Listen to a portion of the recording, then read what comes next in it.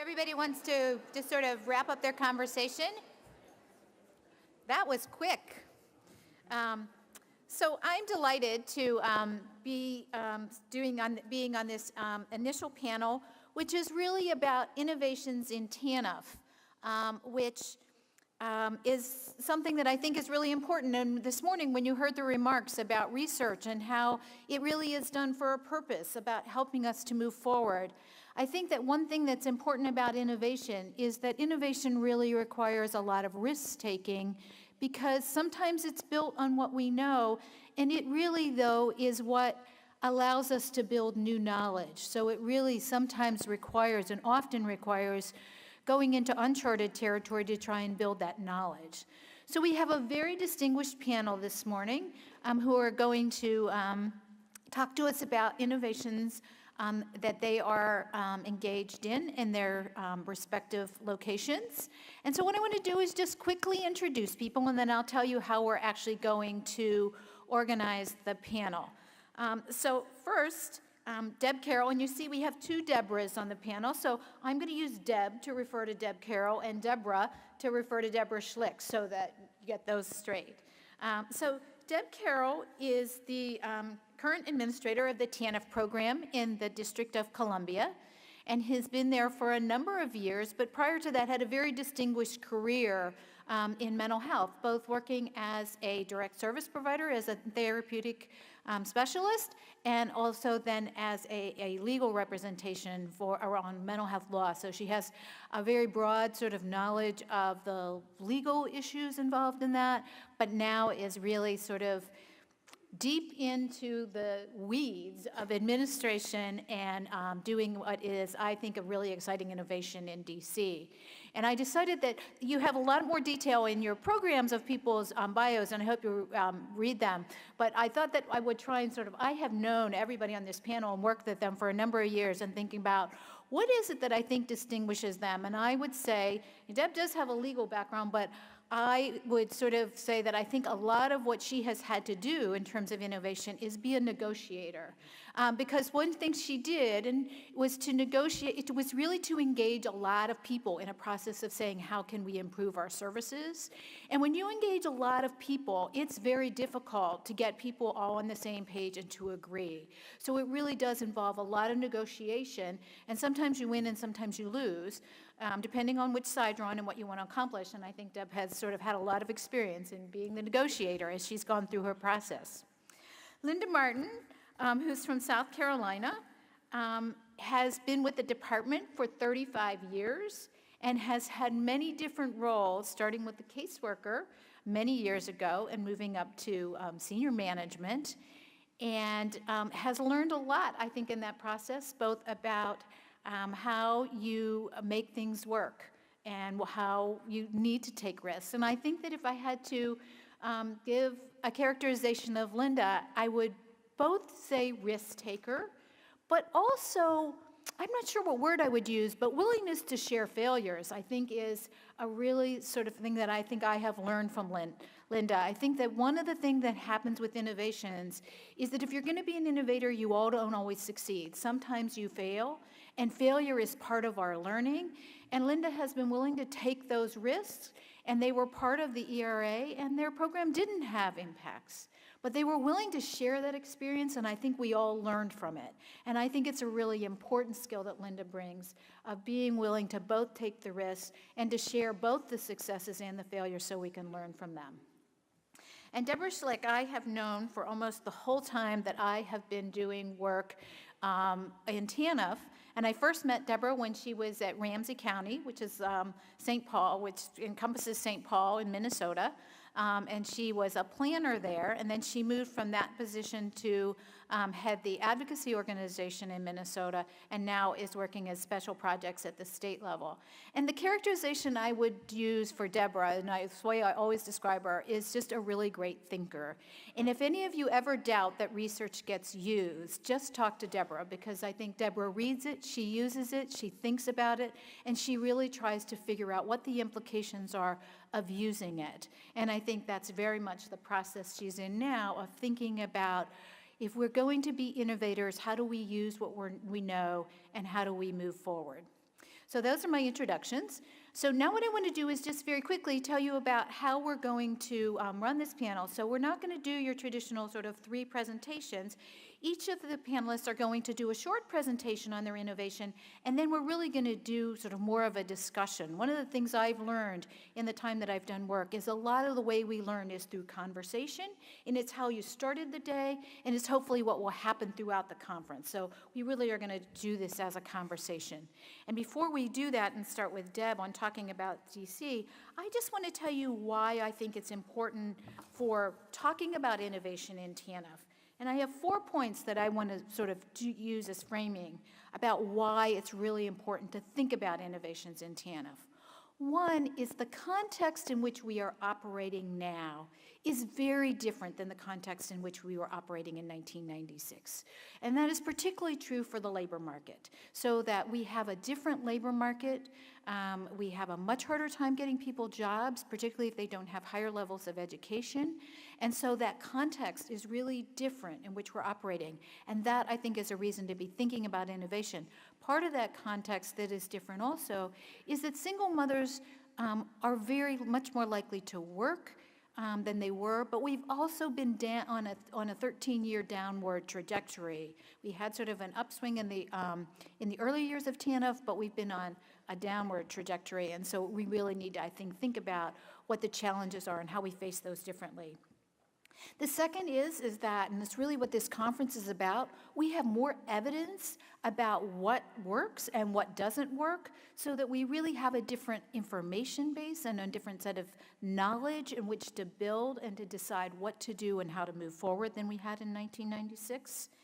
And the third point is that the outcomes that we've achieved, if we know what those outcomes are, one of my pet peeves that we don't know enough about the outcomes we've achieved, but that the outcomes that we have achieved aren't enough. We know that there are lots of families who aren't on TANF, don't have other sources of income, and have 0 earnings. We know that there are few families on TANF who are poor. We know that people have a very hard time in the labor market. So we have a lot more work to do. So we can't sort of rest and say we've done our job. And then the other thing that we know, and you'll hear a lot about this afternoon with Jack Shonkoff, is that the costs of doing things the way that we've always done them are too high. And this, I think, we really do know much more about what the impacts are for kids who live in poverty, and that we can't get kids out of poverty unless we get their families out of poverty. And so we really know that we have to really do things differently to really try and change the trajectory of families. So that's sort of the context in which I hope you'll listen to this. And with that, I'm going to turn it over to Deb to talk about what DC has been doing in to change their TANF program and to really try and both take into account the current context and to improve outcomes for families.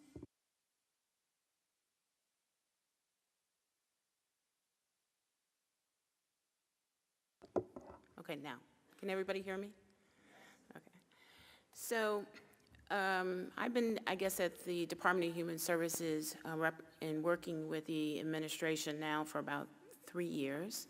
Prior to that, I was in the Office of General Counsel. And one of the things that we decided to do early on in my tenure was to do a deep dive evaluation of our TANF program to see how we can improve the outcomes. DC is a very small jurisdiction compared to many others. There are about 600,000 residents, but at the time that I got involved, there were about 17,000 TANF recipients, which was somewhere around 7% of the population. So when you're looking per capita, it's one of the highest populations in the nation. And so, you know, we engaged our network of stakeholder, nonprofits, customers, and staff, and really did a comprehensive evaluation of the program, looking at all aspects of it, as well as got feedback and did some research on best practices and talked with Donna quite a bit about some innovations that were happening nationwide. One of the things that was the hallmark of our motivation for change was that the average length of time for any customer that obtained employment was only about 90 days. So they were getting jobs, they were keeping the jobs. And we had to really have a good understanding of why they weren't keeping those jobs. And in part, it was because DC has a very robust temporary job market with all the events that occur, in different venues throughout the city. There's always opportunities for people to get a job, temporarily. But also, what we didn't have a good understanding of was what barriers were customers facing that were preventing them from getting those sustainable jobs and keeping them. We had a lot of anecdotal stories about what customers were going through and what barriers they faced, but we did not have any good data. And so we started out very early on trying to develop some tools that we could use in order to gain information.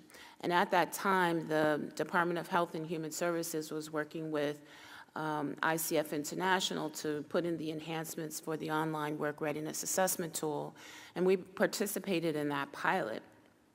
And what we found was that we could have an opportunity to really get some very good information coming out of our screening assessments for the TANF recipients if we were to bring that function in-house. So that was the first thing we decided very early on in the process, is that you really need to understand your customer base, and not just at what skills they have in order to get jobs, but also what barriers they face, and have a good understanding of how you can best make recommendations for those customers based on those barriers and those skills. So we work very closely with ICF International and a consultant to develop a logic model that enabled us to take the information in the assessment tool and actually do something with that logic. That logic model includes an evaluation of not just their skills in education, but also looks at the severity of the barriers. We incorporated in our most recent iteration of the assessment tool screening assessments that are completed by the Department of Mental Health and our substance abuse agencies, so that we had also a more informative understanding that could then lead to something. We didn't want to have to screen them and then have to get them re-screened again by those providers. And so we incorporated some of those tools. We also engaged our state superintendent for education and decided that if a person had a high school education or below, that we would complete an ECASAS assessment, which is a learning needs assessment, to understand what their learning skills are. And that way, at the front end of the referral, if a customer needed educational supports, we can put those supports in at the front end. So essentially what we did was we took a very holistic approach, and this is where I draw on my mental health background, because customers are not a one-size-fits-all, and that's how we were doing it in the district. We had a set of contractors that were required to meet the customer's needs regardless of what barriers they faced, and we decided that that was not the best approach.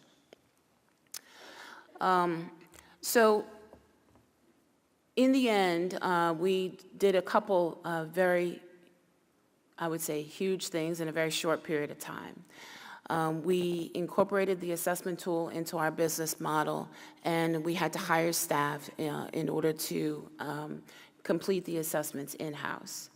The second thing that we did was we engaged new contract vendors under a different contract model. Our prior model required 100% performance-based contracting, but did not have a specific requirement for hiring case managers. In our new model, we adopted a human care agreement model, which not only required a certain level of staffing, but we dictated the type of staffing, and we provided a small base compensation to support those staff. And then the rest of the contract is performance-based. And then the third thing we did was we had to develop an infrastructure that allowed the customers to move in and out of a continuum of services. The continuum of services includes essentially three main quadrants, the third quadrant being a two-part quadrant. Customers with low barriers to employment and moderate to high educational skills would be placed in a job placement program and services. And essentially, we would have contractors, help those customers get jobs as quickly as possible. We deem those customers pretty much immediately work ready. Then there's the larger group which are our customers that are put in education and work placements. And these are customers that have maybe some training, but maybe not enough work experience, or not sufficient skills in order to engage and be competitive in the workforce. And those are our work readiness contractors and services, and they are probably the largest group that we have. The third is work supports and barrier remediation. Those are customers that have some crisis that they have to address or some barriers that they have to address, but it may not necessarily prevent them from engaging in employment or employment-related activities. And for those, we make sure that we provide qualified health professionals, whether it be in mental health or substance abuse, trauma-informed care, a wide range of services. We have clinical social workers that work with that group. And in many cases, they can also handle some work readiness activities, but maybe not to the level that would be required in our work readiness or job placement programs. And that's because we want to make sure that they address the needs that they have and stabilize themselves as quickly as possible so that they can be ready for employment. And then, of course, within that same barrier remediation group, there are those that we've deemed to be eligible for our POWER program, which is a program essentially for people with longer-term disabilities. And for that group, we would assist them with getting SSI services. This model it allows customers to move in and out of the continuum based on their needs. And so it's very responsive to their needs. Very early on, as we're starting to see some of the results from our contract vendors, we're starting to see some positive results where customers are not only getting employed, but we're also seeing an increase in the level of participation by our customers. So it may be the same number of customers that are being referred, but we're seeing more hours of participation engaged with those program vendors. The other early results we're seeing is that customers that have significant barriers to employment, while it may take them longer, with the appropriate supports and clinical supervision, they're able to gain employment. And we're starting to see some promising results. I won't say that they're at the level that we want them to be at right now, but we're really at our infancy in implementing the barrier removal phase of our program. One of the hallmarks of the program that is very different in terms of policy is that, we're encouraging customers that are engaged in community nonprofit programs and other sister agencies to continue to work with those programs rather than funnel them through our program. And that's because we have some very, very skilled nonprofits in the community that assist customers with job placement and employment and remediating barriers, and there's no need to duplicate those services.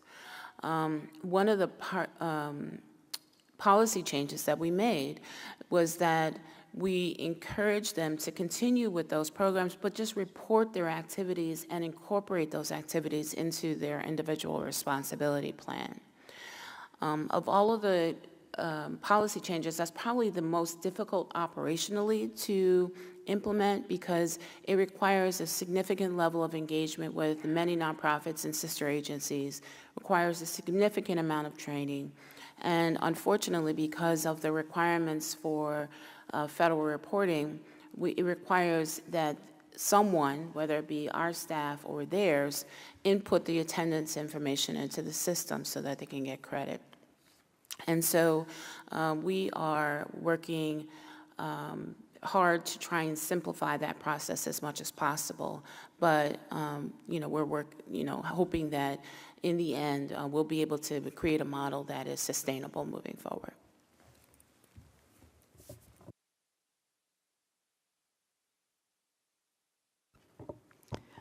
Well, I think Donna did a very good job of describing what may be a major difference between those of us on the panel. That's a wonderful, well-thought-out, careful program. We got a new director in South Carolina, and she said, you got to get people in jobs right now.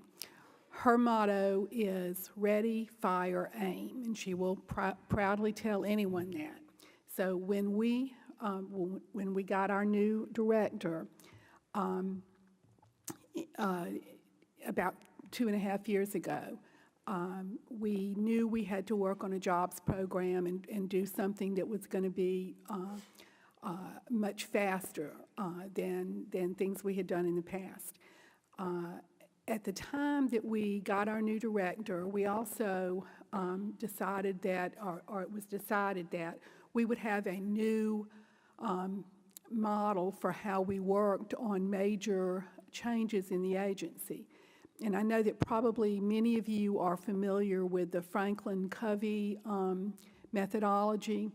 So in South Carolina, the Covey methodology was implemented, and in that you have the 4 disciplines of execution. Let me see if I can find them.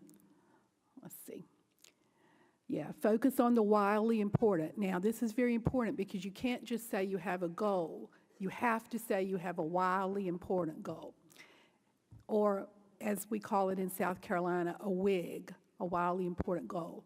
This gets you lots of laughs at most conferences when you have to talk about, when I was first told that we had to do this, I said, that doesn't sound good. Can't we just say it's a really critical goal? No, you have to say wildly important goal. So we had to have wildly important goals.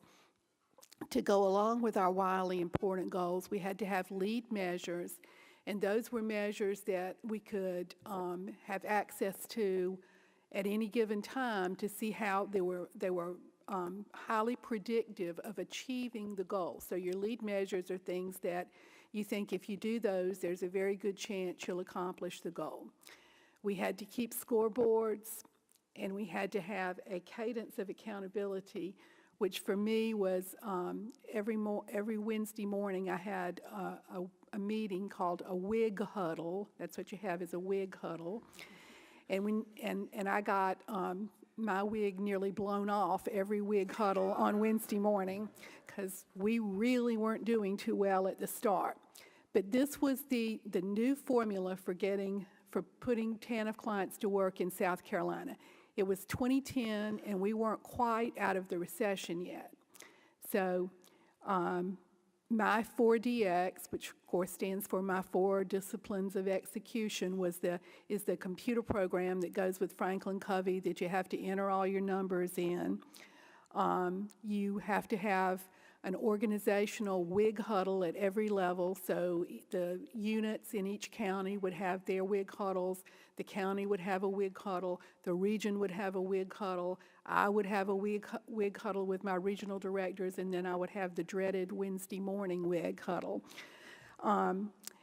It certainly promotes transparency within the organization because you have your scores on everything and everybody can see where the scores were.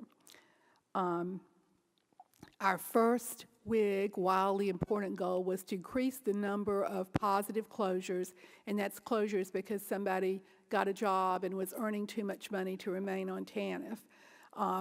Double the number from the prior year. So the prior year was 5,060 closures, and in the coming year we had to do 10,120 closures.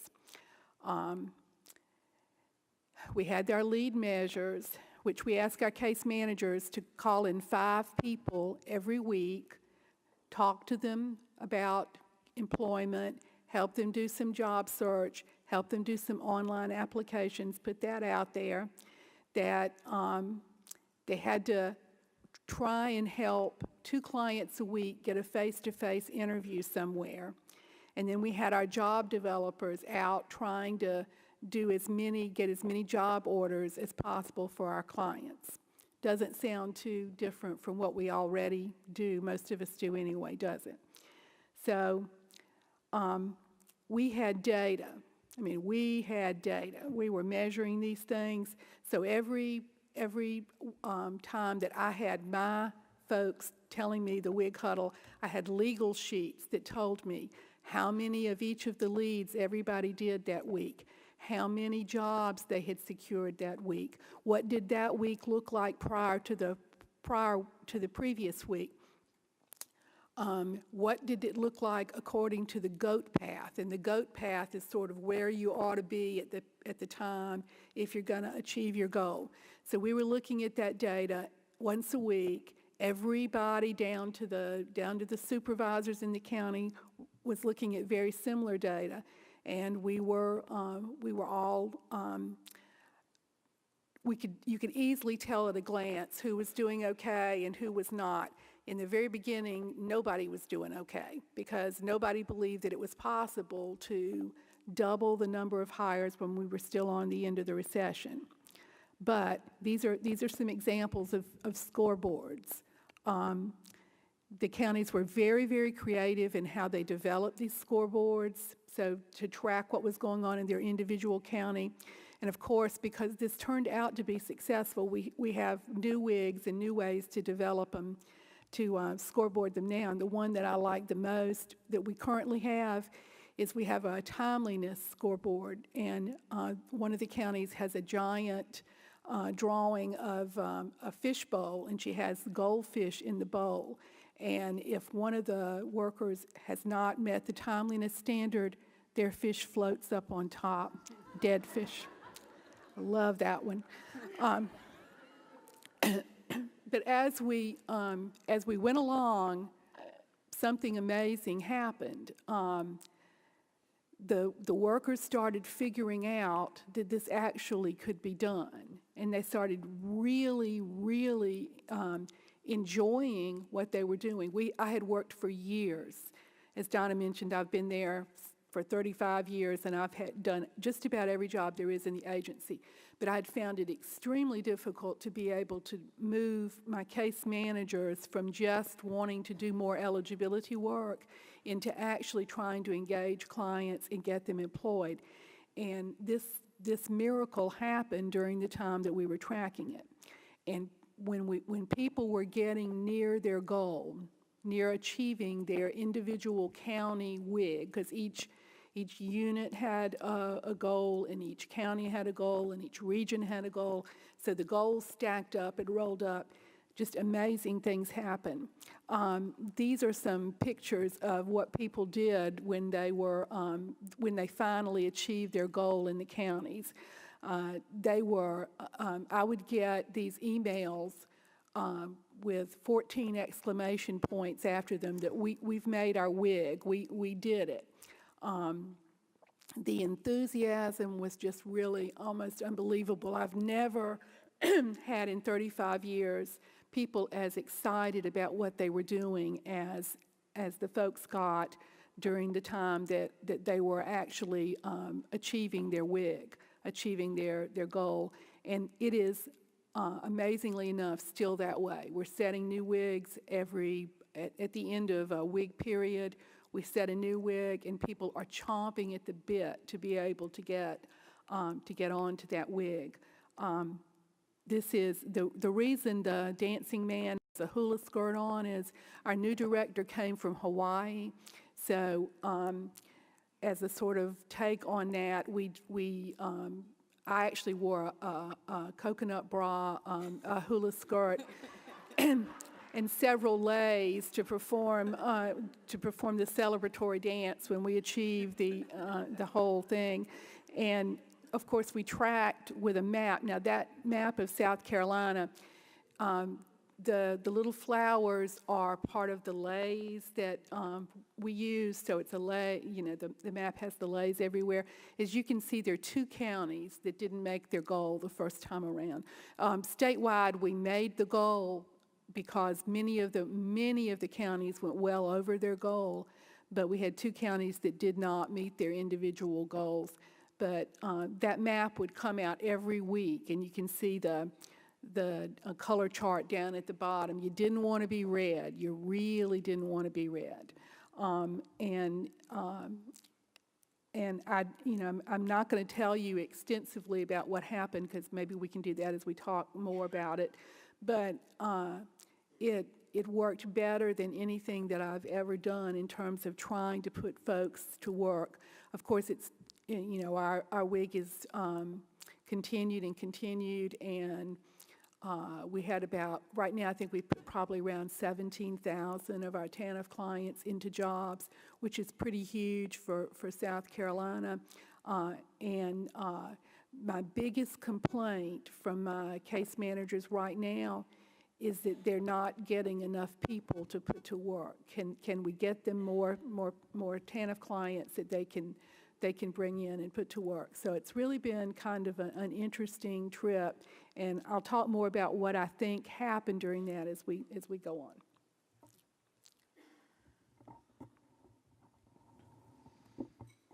Good morning.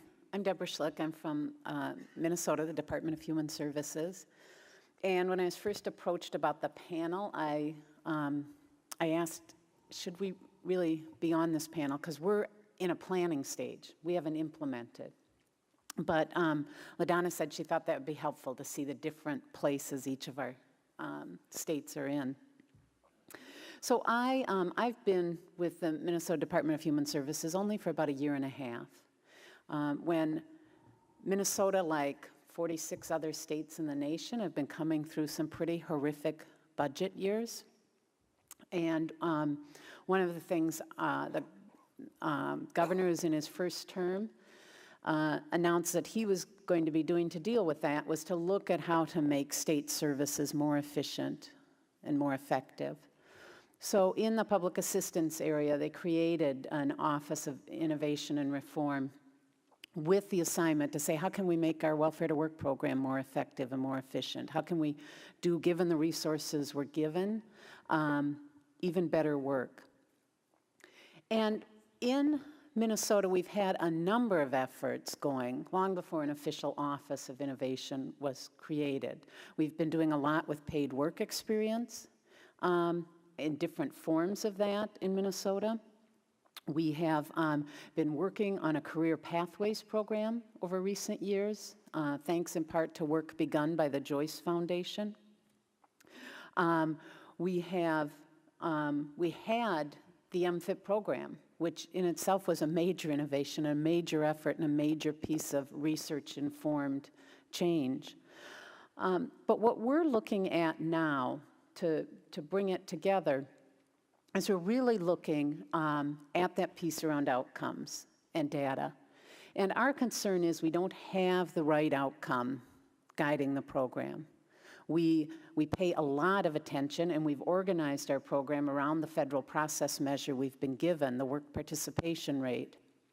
But we don't think it's sending the right message to our service system, and we don't think it's helping us organize and learn what actually works most effectively. So we've begun a planning process to say what sort of outcomes ought to define this system of services. And then how would we use some clearly defined outcomes to then look at what innovations are delivering on those outcomes, what innovations do we already know about, and what innovations could we learn about if we were working in a more clearly sort of results-based system and culture. We're going to start with an outcome that Minnesota's been using since 2002. We developed it with our counties and with employment service agencies, and it's called the Self-Support Index. On the one hand, it's just a very basic count. We look at every parent who's on TANF assistance in a quarter, and 3 years later, in that same that quarter, 3 years later, we look how many of those parents have left assistance, or if they're still on assistance, are working at least 30 hours a week.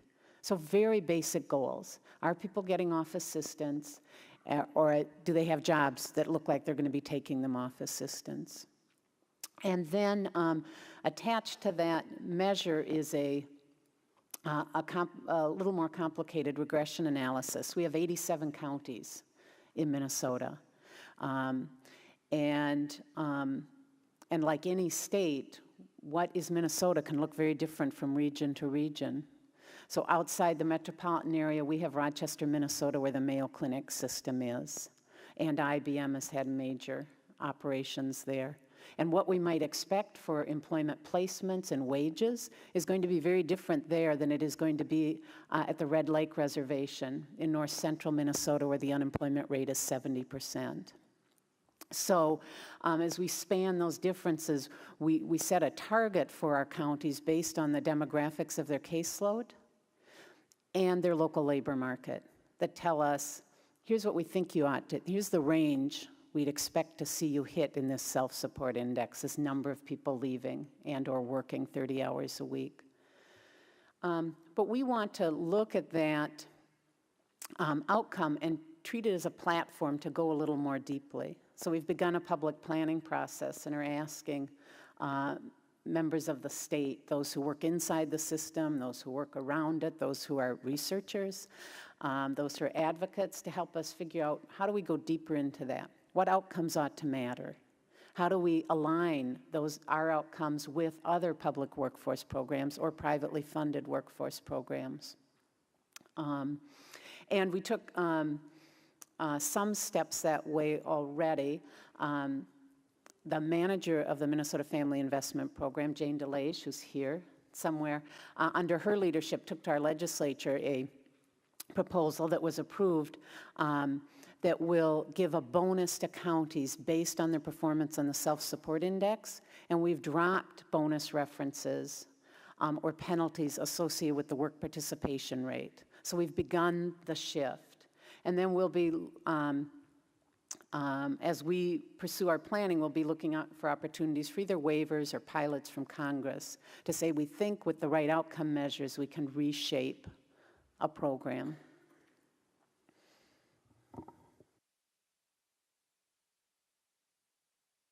Okay, thank you. So now what we're going to do is just go through a series of discussion sort of pieces. And the first one is really, you've talked some about this, but one of the things that I was struck by when we put this panel together is that these three states, I live in DC and I consider it a state, even though we're not.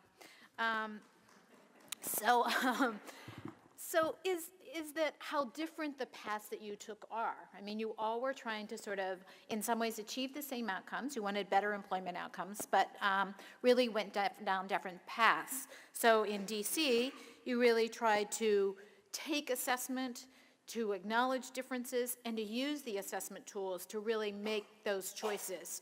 I'm always struck by people often sort of, I think when they hear DC, are like, well, everybody is assessment. And it's true, everybody does do assessment. But I have been to many places, and what happens is there aren't many places that actually use the assessment to make decisions about what paths people are going down and allow for that differences. So I think that's really sort of setting different expectations that may be more realistic for people is something that stands out in DC, and Linda described sort of an approach where they really were sort of, thrown into the fire to really focus on job placements as, a sort of very different way of thinking about things. And then Deborah, you described an approach that really tries to really shift the focus, that is really focused on outcomes and really seeing what that does. So what I'd like to do is, you've talked some about the impetus, but maybe talking even a little more about what sort of led you down that path? And if you don't feel like you have anything more to say there, but also the other question I have is, given what you've done, what do you think the biggest risk you've taken so far is, and what really allowed you to sort of take that risk?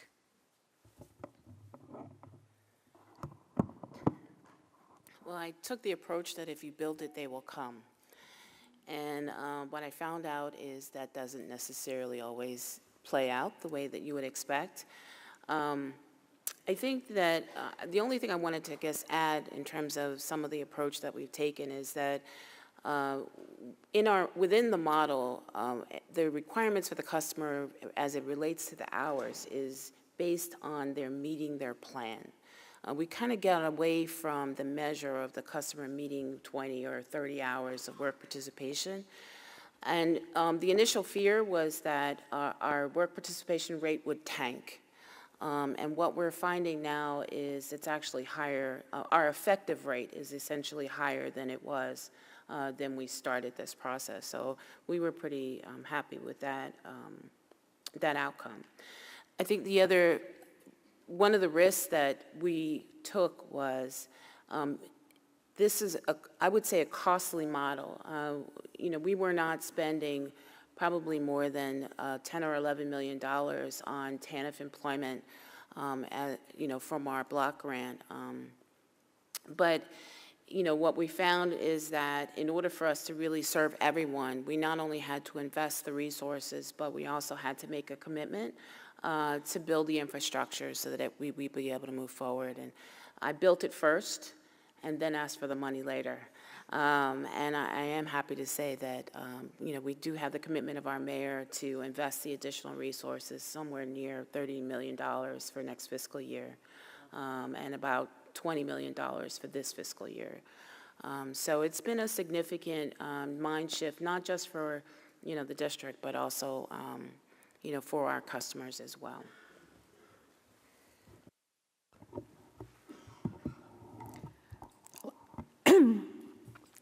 One of the biggest risks we took was actually using the Franklin Covey methodology on economic services programs, on TANF programs.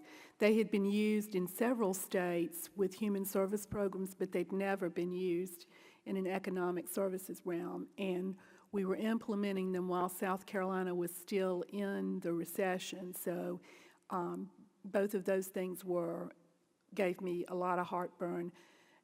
The other thing that I did didn't really bother me any, but it bothered my staff tremendously, and that is I told them to forget about participation rates.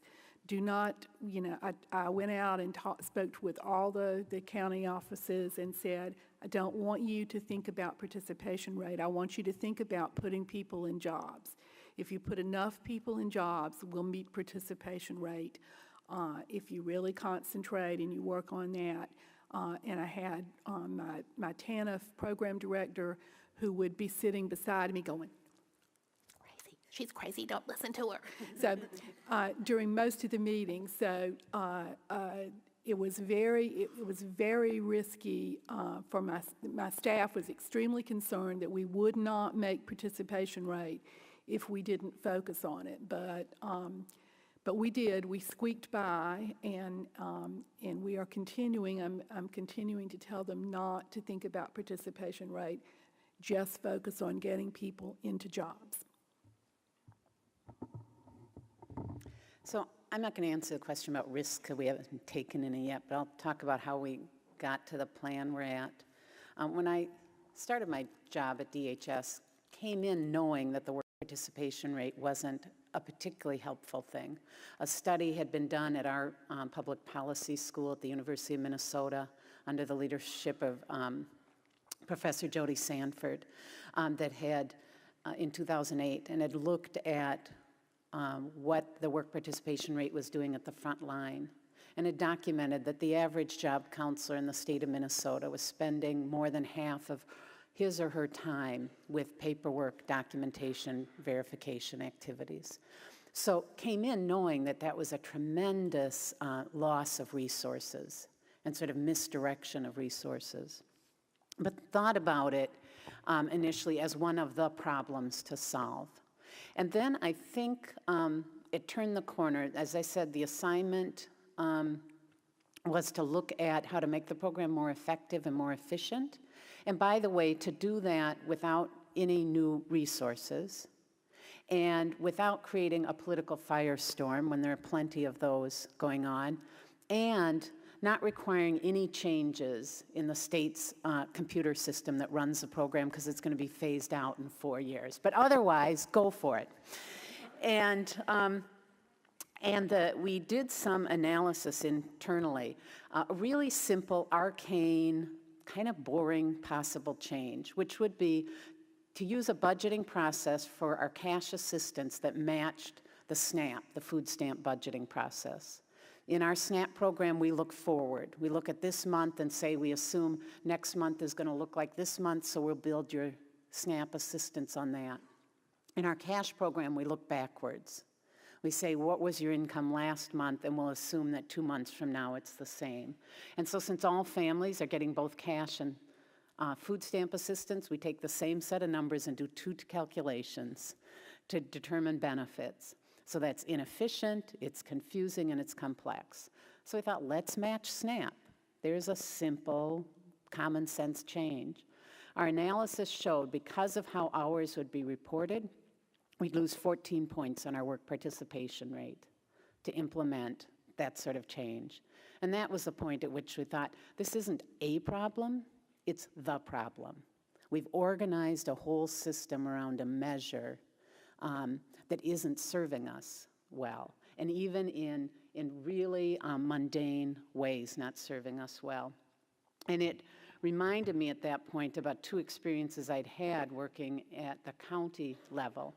My first assignment in human services had been just a 6-month assignment to come in and help the county really improve its child care assistance program operations. And that program was getting criticized by all around it because it was taking a long time to get families authorized for their child care.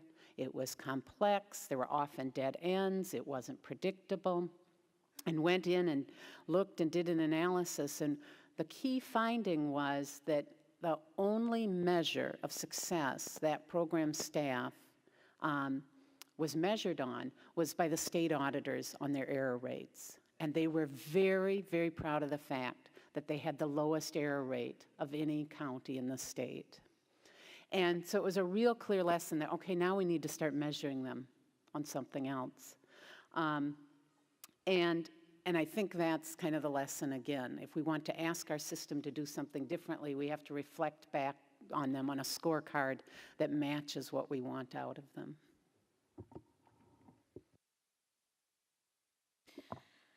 For anybody who knows me, they know that one of the issues that I care a lot about and have done a lot about is really thinking about harder to serve families and what we do for those families. And about a year and a half ago, Suzanne Wagner and Toby Hare from Project Match in Chicago wrote a paper based on their 20 years of experience of helping families to find and sustain employment, as well as really sort of reviewing what we have learned over those 20 years. And they start their paper with the following. They basically say, there is a sound piece of advice known as the first law of holes. If you find yourself in one, stop digging. The specific hole to which we are referring is the very deep one created by the decades-long search for just the right employment policy or program that will turn a majority of welfare recipients and their long-term unemployed into steady workers. The fields of welfare to work and workforce development have been digging in the same hole for 20 years, despite accumulating evidence that only about 50% of people served by either mandatory or voluntary programs end up working year-round. Over the decades, there have been continual adaptations and refinements of program models, as well as monumental policy reforms. And though some of these have dramatically increased the number of long-term unemployed who have entered the workforce, none of them have achieved similar gains in the number who work year-round. And there remains a sizable group that does not work at all. They go on in their paper to say that this is not a reason to give up, but they recommend that we shift a focus from working with individuals to help them make positive contributions to their communities and to succeed as parents, rather than continuing to focus on work as the only outcome and to often fail at it. So I'd like to ask you to sort of think about what is your reaction to that beginning of that paper and that work, and in your sort of thinking about change for people and your innovations, what are the ideas you have about really trying to address the needs of people that we know are hard to sometimes get in the labor market and certainly keep them in the labor market? One of the biggest policy changes that we made was that we essentially said that if families need to engage in family preservation-related activities, for example, if their child is truant from school, then deal with the truancy issues. If they have medical problems in the home, then deal with those medical problems. Because we as parents need to make sure that we address our family situation, which will enable us to then maintain our employment down the road. One of the cornerstones of some of the issues relating to our Tanf recipients being able to maintain their employment was, in fact, that they did take a lot of time off from work to go to court, all these other, home life issues.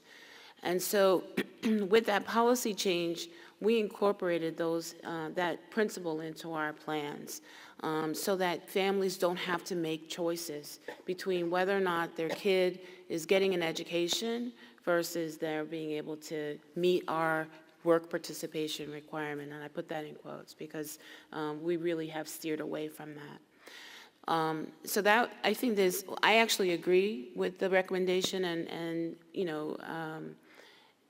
looking more holistically at what families need in order for them to feel successful. In particular, we have a significant number of families that are well over 60 months receiving cash assistance because we had not enforced the time limit requirement for a long time. And when you look at the characteristics of those families, they have significant barriers and long-standing barriers that are not going to go away overnight. And so we really did make a commitment to meet the go the long haul with them.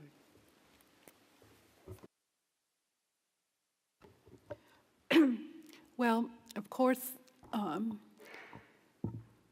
agree with the idea that if you're in the hole, you need to stop digging. And I think maybe part of that hole was created by participation rate. So that's one of the reasons why I thought it was really important to steer away from the participation rate. But in terms of the people that we're putting to work in South Carolina, just recently, just in January, it was time we had concluded another one of our WIGs, our wildly important goals, at the end of December, and we had a new one to begin in January. And I was negotiating with the state director over how high that goal should be. Now over the period from the time that we first started working on the wildly important goals until this past January, a new program had been implemented in South Carolina. It's called JUMP, Jobs Up Front, means more pay. So we had this JUMP program working, and JUMP gets all of our new applicants, if they're work eligible and their case is approved, they go to our private contractors for a period of 4 months who work with them to try to find employment for them before they come into our caseload. So I told you that we had put 10,000, right now, the caseload in South Carolina is about 15,000 cases. So I told you that over the time since we started this in 2010 until now, we've put about 16 or 17,000 folks to work. So we got down to a point where our remaining work-eligible individuals was very small, under 4,000 individuals who were work-eligible and still on our caseload. And we weren't getting any new folks because all the new folks were going to this new JUMP program, and they wouldn't come to us for 4 months. So I kept trying to tell my director that, well, we have the, we don't have any new blood in there. We got the picked over group. You really can't give us we can't do a high goal this time. We really need to ratchet things down. And after repeated beatings over the head, I finally convinced her to give us a relatively low goal, which was 445 jobs, 445 closures, very, very low. As she has beaten me over the head repeatedly on my last 4 Wednesday morning meetings, we have now exceeded that goal by more than 1,000 just since January.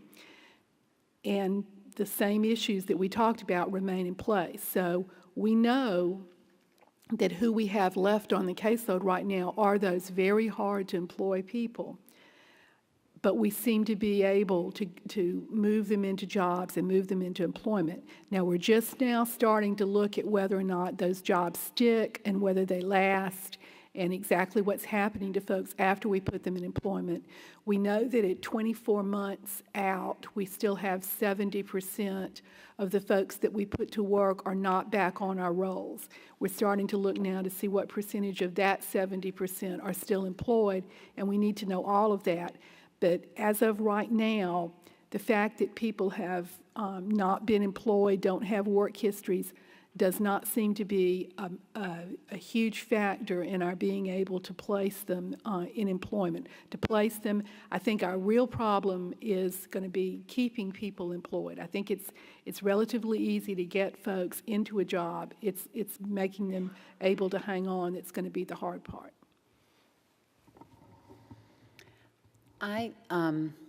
So in my time working around the welfare system, I think this is the hardest question to answer. I think of all the iterations welfare reform has gone through in Minnesota, and in none of them have we successfully served this group of families with significantly deep challenges. Even though these are the families that are often who people have in mind, policymakers have in mind as they propose new policies. And so there are a couple, to me, key questions to answer. One is a job the only appropriate measure for the welfare system? Or is there a measure about the well-being of children that we have to also incorporate? Because, of course, in TANF, children are the fundamental reason for eligibility. They're the fundamental reason we make cash assistance available. And so if you're the child of a mother who is struggling with serious mental illness, with diabetes, with domestic violence, the sort of multiple challenges some of these parents are facing, is that mother's job of raising a child perhaps the most important job we support her in? And what does that look like? I know in my life I have two children. I have an 18-year-old and a 17-year-old. That job has been the most challenging job I've had. It's the job that's taken the most out of me, the job most likely to keep me awake at night. And it is the job that is primary in my life, even while there's many hours I'm being paid to do something else. And so I think with those other challenges, that's also a job our system needs to pay attention to. I think the tricky part of it is, what are the right assessment tools? What are the right assessment tools that tell us we're getting the right level of service and the right level of expectations to people, that we don't create in our system incentive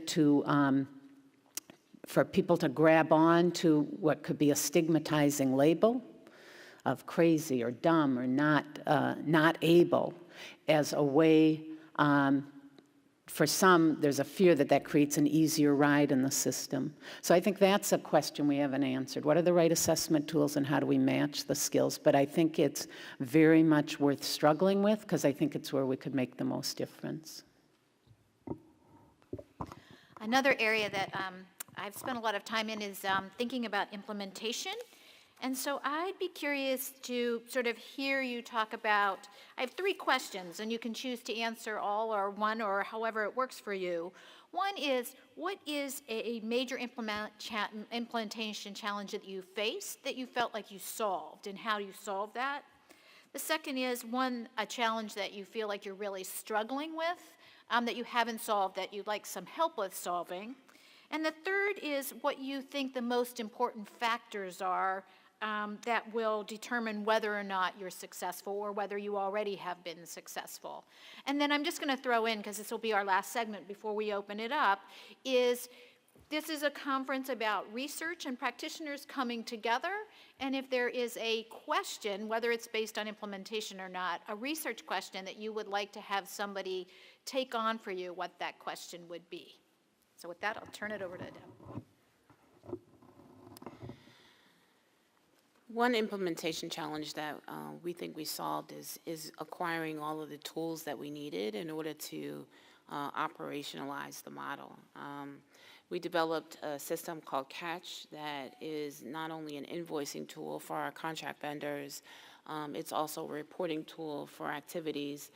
The individual responsibility plan is incorporated into it, and the online work readiness assessment is also attached to it as well, so that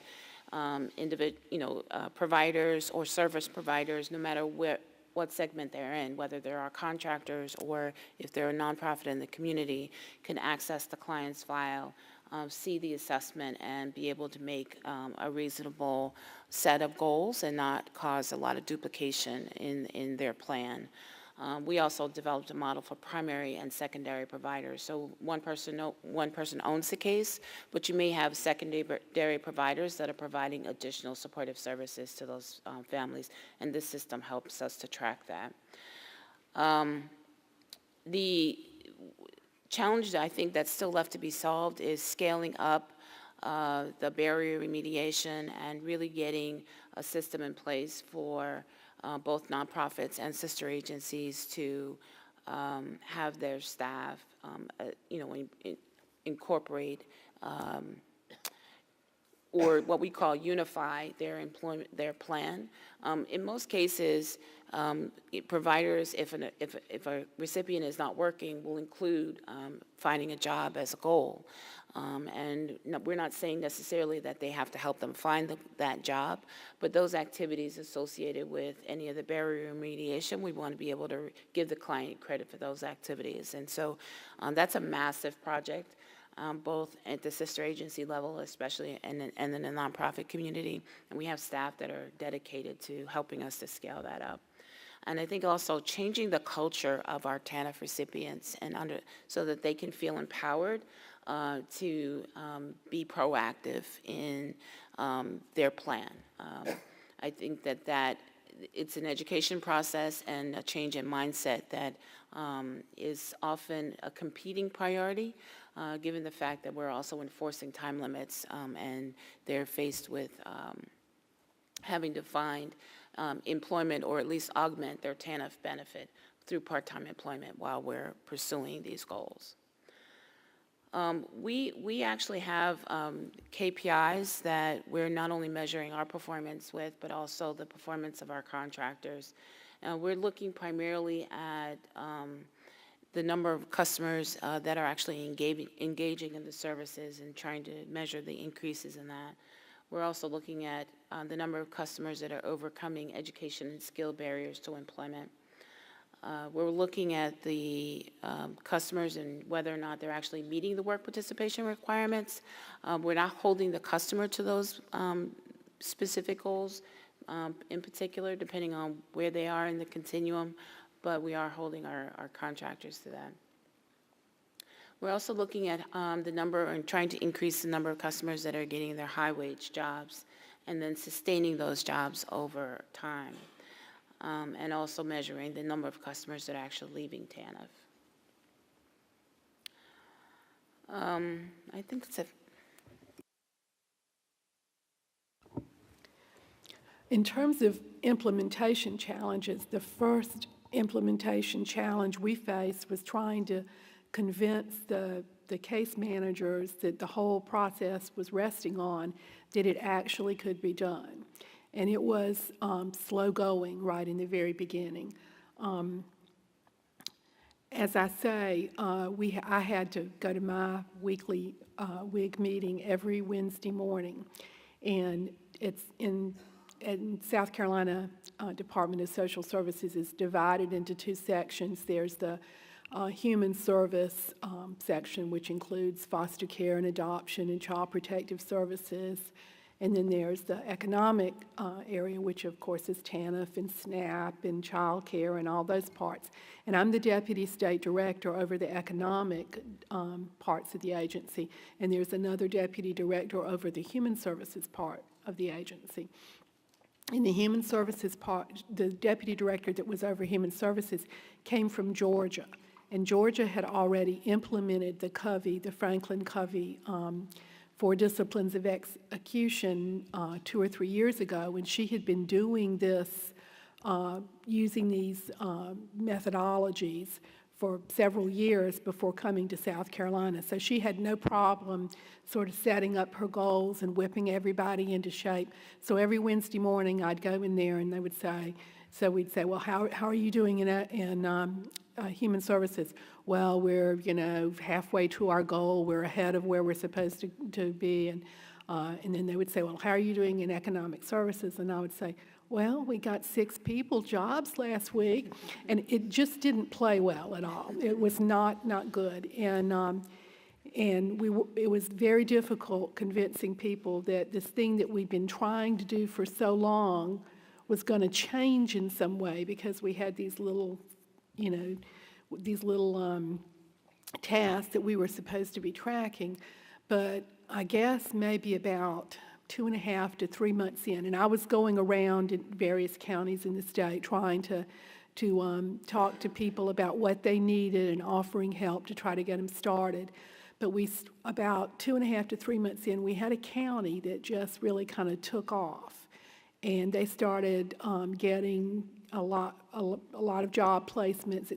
And on the Franklin Covey data tracking system, your little blocks turn a really awful shade of chartreuse just before they go green, which means you've made it.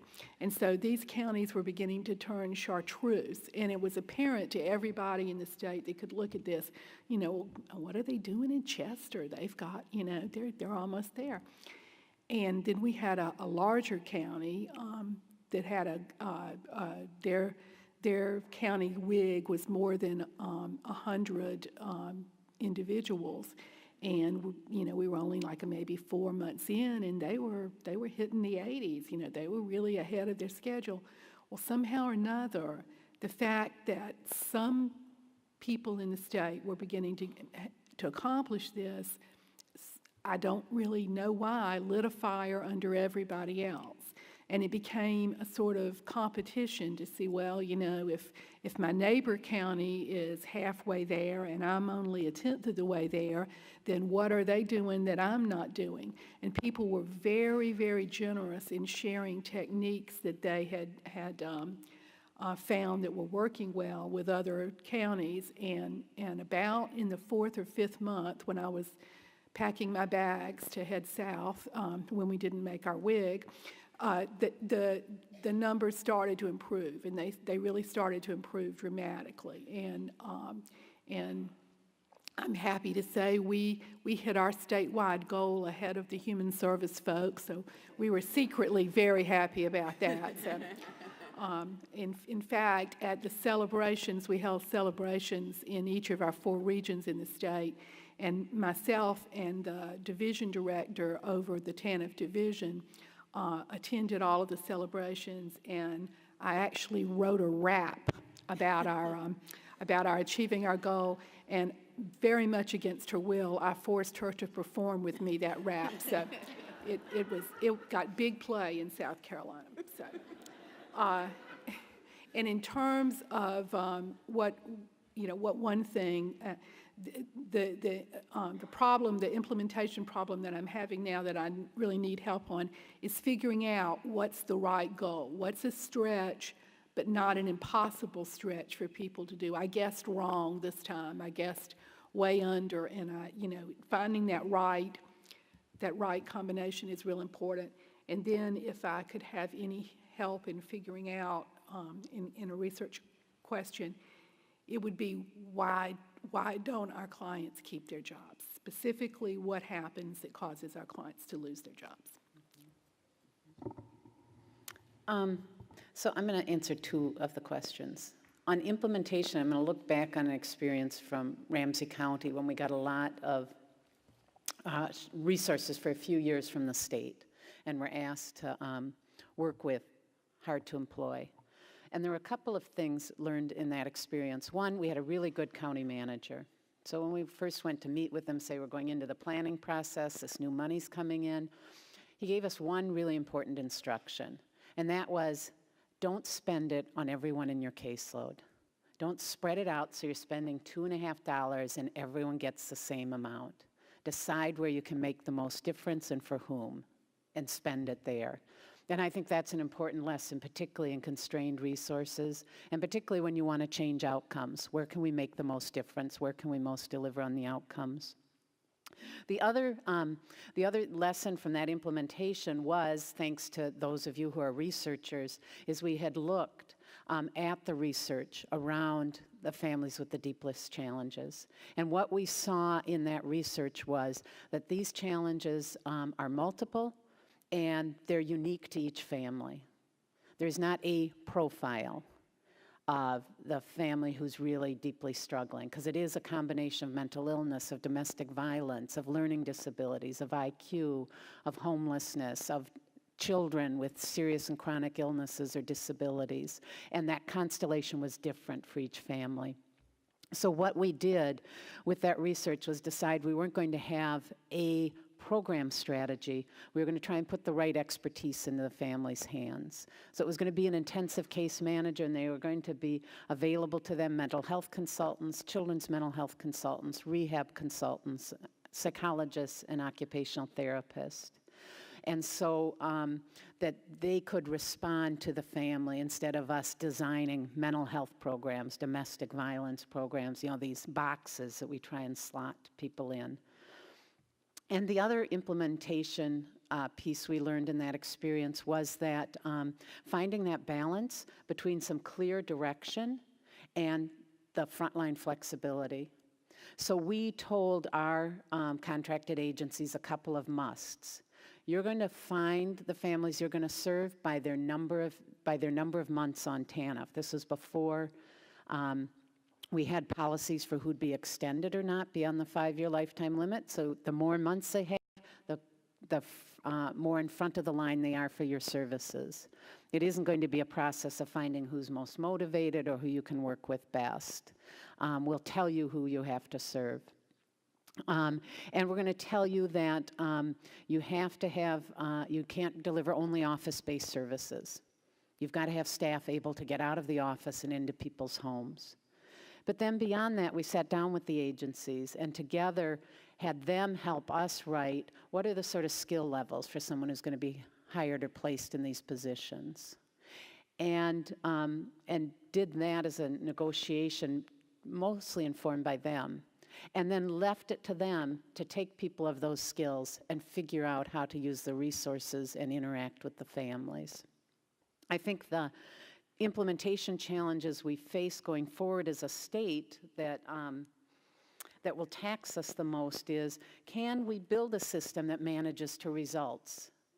Can we build a management system at the state rather than one that manages a process? That's a huge shift for us to undergo. And will we have the political support to continue doing that if we get down that road? Can we take promising models to scale? I have colleagues who've been at DHS since the field trials for the Minnesota Family Investment Program and the days MDRC was with us evaluating and helping us manage. And one of the lessons they've told me is when you're working with 7 counties, and you have this wealth of staff and attention, you can get beautiful fidelity to model. But how do you do that across 87 counties with whatever you've got for a staffing level?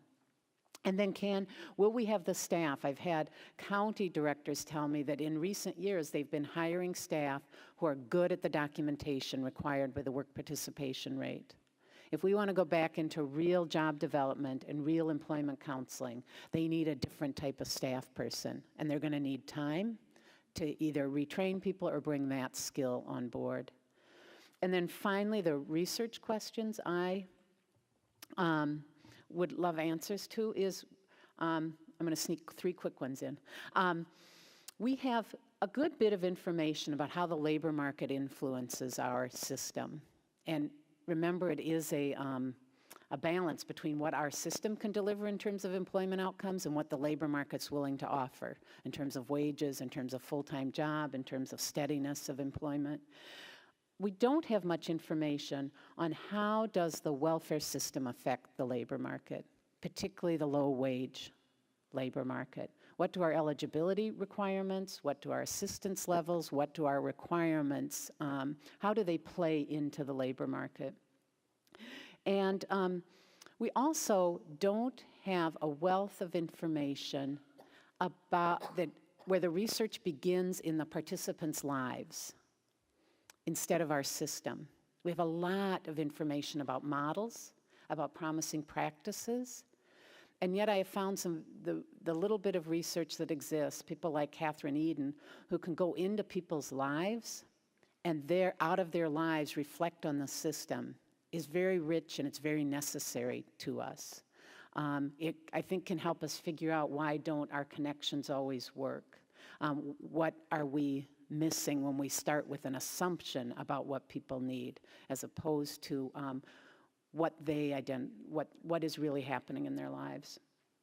And out of that, it would be really interesting to hear is welfare what people always need? Or do they need something else? Is there another central issue in their lives that they need a response to, and welfare happens to be the door that's open, but is it the right door for them? Okay, so now we're going to open it up for questions. So if anybody, I don't know where the mics are, I can't sort of see from up here. Oh, they're right over here in the center. So if anybody has questions, if you want to just come to the mic. And do we have any questions that are coming from the live stream? Okay, so if you just want to go up to the mic, and we have time for some questions, and so that's how we'll finish this out. Can you just sort of identify yourself and just sort of whether you want somebody in particular to answer it or just to the panel in general? Yes, I'd be happy to. Is this on? Yep. My name is Danny Gubitz, and I'm at Apt Associates. That was a very interesting panel, and just at the end there, I was thinking about attention, so I just want to describe this to you and then kind of ask for your thoughts about this. So, you know, I'm struck by this general notion that people, when we focus on a goal, then we can accomplish it. So really picking the goal, picking the outcome seems very important, and you talked about that. And then I was just thinking about this other notion, which is I've heard talked about by a man named David Simon, who's a journalist and was the creator of the TV show The Wire on HBO, and he's kind of very down on this idea of managing by numbers and managing by results, because he's seen a phenomenon in all kinds of institutional settings about juking the stats, as he calls it, which is anything that you put out there, then you kind of get this kind of cheating phenomenon, or people, so you don't really get to the goal because people are just playing with the numbers. And so, since it seems to me important to have the goal, to shoot for it, just how has it worked for you with this other phenomenon about juking the stats? So I'm going to answer because I think about that a lot. And I think one important way to manage that tension, and it's not particularly popular right now, it's not where a lot of talk is going. I think it's very dangerous to attach money to goals.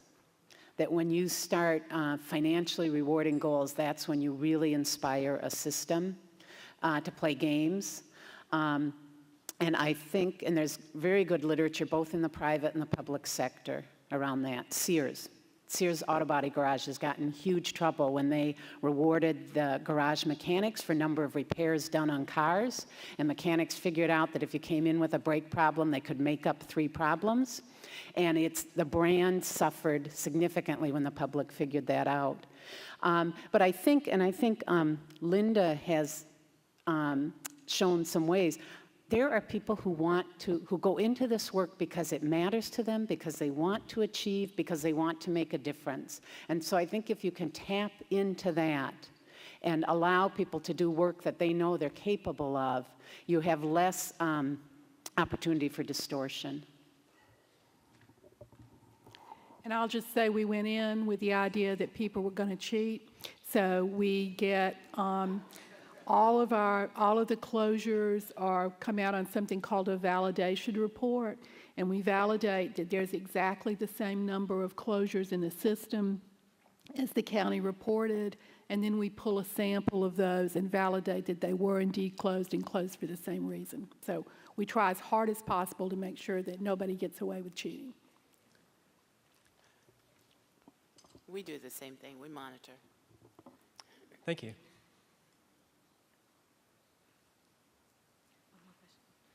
Okay, go ahead. Here I am. This will be your last question. Go ahead. Yeah, I'm Linda Scope, and I'm a new doctoral candidate for who's working in welfare issues. One of the big issues is how employers are receiving recipients and the environment that's created. So I wanted to know if you all were doing any work around working with employers and training and that type of thing to help them to create a more hospitable environment for people who don't necessarily have strong soft skills? Well, I'll just tell you one thing that turned out to be really amazing for us. We had all these different lead measures that we wanted folks to do, and I got into a big argument with my director who wanted me to have at least one lead measure that was about a face-to-face interview between the employer and the client. And, you know, all of my folks were telling me nobody does face-to-face interviews anymore. You know, you do phone calls or you apply online, and that's just not going to happen, and that's really a stupid measure to go by, but we had to do it, so we did it anyway. And what turned out to be the most beneficial thing we did for getting people into jobs was the face-to-face interview. I don't really know exactly why, but I have a theory that when an employer is sitting across a desk from somebody that they know was receiving welfare, and that person doesn't match their conception of what a welfare recipient is and what a welfare recipient looks like and how they talk, when they're interviewing somebody who clearly wants a job and needs a job and is trying to convince them that they'll do the good job, they hire them. And we got more hires off of those face-to-face interviews. Towards the end of the program, we had people filling up cars and buses with their clients and just stopping it everywhere there was a vacancy and sending the people who were most interested in that job in to do a face-to-face interview. And we got more employments out of that than we did out of any other method that we used. We also worked some on major, large employers, trying to get them to agree to interview at least a certain percentage of our clients, and we didn't do as well with that. Walmart has a couple of distribution centers in some of our counties that really needed more help, and we weren't able to kind of crack that, but we're still working on it. That's an actually very interesting question. Some of our best contract vendors treat themselves more like an employment agency and don't necessarily tell the employer that they're TANF recipients, and they have some of the best outcomes as it relates to employment. It's a double-edged sword, I think, because they may be giving up some of the tax incentives that they would get if they knew that they were a TANF recipient. On the flip side, we require our contractors to have job developers to build relationships with employers, and oftentimes they're used to help to pre-screen for particular skill sets that they may have expertise in, and ensuring that the right people are referred to the employer, I think, is a key thing. Just making sure that the customer is actually ready to take on that type of employment that they're referring them to is key. Okay, I hope everybody would just join me in thanking our panel and for a very engaging conversation. Thank you.